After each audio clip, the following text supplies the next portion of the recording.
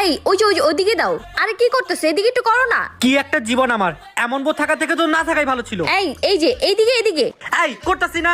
আরে এই যে আমি এইদিকে পড়ে একটু যাবো দাও না। তো। আরে সরো তো। আউ! আল্লাহ, এই কি হলো তোমার? এই উঠো। আপনি কে ভাই?